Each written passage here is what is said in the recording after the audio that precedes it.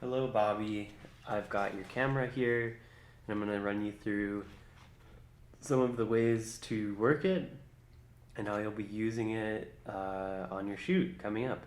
And this little guy out here is going to be the subject of our shots when I take some.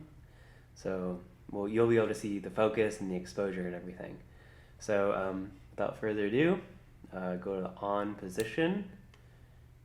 You can do video mode if you want, but you'll be mainly doing photos, so just go to on, and then this knob here selects the mode of the camera. So we're in manual, M for manual, and then there's this this scroll wheel here that you'll be using to adjust some of the settings. So I'm showing that to you now so you are aware of it. And then this is the shutter button. It takes a photo. Should have taken a photo. There we go. Yeah. See? Photo. All right. So when you turn your camera on, it'll take you here. This tells you all the info about what your camera is set at right now. So M for manual mode. If you see, if we change it, now it's in special scene or whatever. So it changes everything. But you'll want to be in manual. All right, cool. So this first number is your shutter speed. Remember this dial that I showed you? This changes the shutter speed. So, let's go 1/200. Why not? Right there, next to it, f3.5. So if you want to change that, you press this center button here, and then notice how now you can move around the menu with these little buttons, up, down, left, right, or you can use the touch screen, touch F3.5, and then use the same knob up here. We change the f-stop, so I guess I'll make it like, F4.5, sure. All right. Press this center button again. Nope, that's not what you do. Oh, then press the back button. Everything is ready to go. So again, say I wanted to change my ISO. You press the center button, click on it, and then you can choose auto. You can choose 400, 800, anything. And I would stick to under 1600, so I would go only up to 800 unless you're shooting in really dark areas, but the higher ISO you have, the grainier your image will be. So just keep that in mind. I guess since it's kind of bright in my room, I'm gonna do 400. Okay, and then this right here, this meter, see how there's a little line that shows up when I focus the camera? It tells you an estimation of your exposure. So right now it says I'm slightly underexposed from that 0.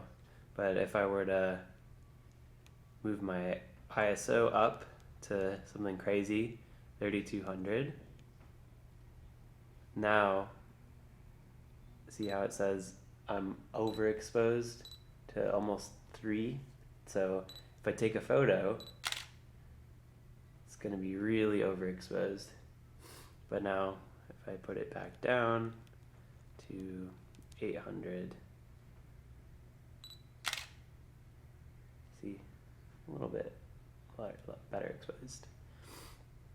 So we've gone over shutter speed, f-stop, ISO, exposure meter to help you. Now we'll go to white balance. So here they've got a bunch of preset white balances for us. How did I get there? The same way I've been getting to all these options here. You press this center button, and then you can either use the keys here, or you can click it with your finger, and then you can choose, I chose daylight, but you can choose shade, cloudy, tungsten light, fluorescent light, or your flash if you've got a flash going, which you do under here. I guess I'll go to shade because I'm in somewhat of a shady area. And now you're ready to take a photo again. So let's do it. And yeah, that looks really good. Okay, so focus now, finally. To change your focus mode, you can either be in auto or manual. I have it in auto now, as you can see with this button that's on your lens. You can go to manual if you'd like.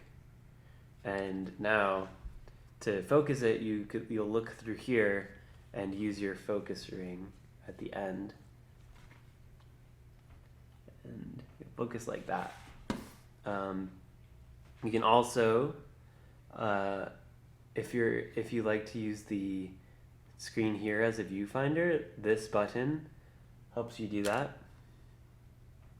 So now you can see here what you're doing, and you can focus on here and see it on your screen. And then if you'd like to go back to your other view, just press that again. There you go.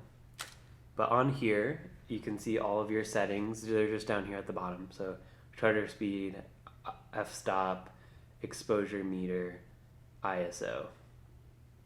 And if you want to change anything, again, you press this center button, and you can use your finger to touch things, or you can use the menu buttons.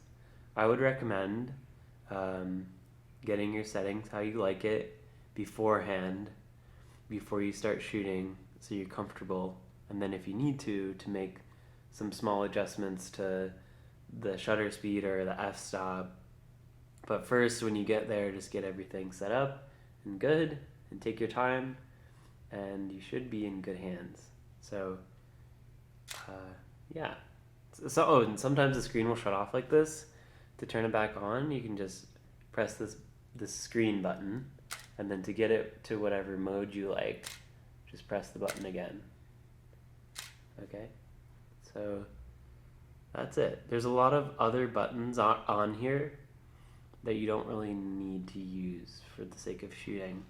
You just mainly need this one to change some of the settings, this to open the shutter, and this to open the menu so you can change options.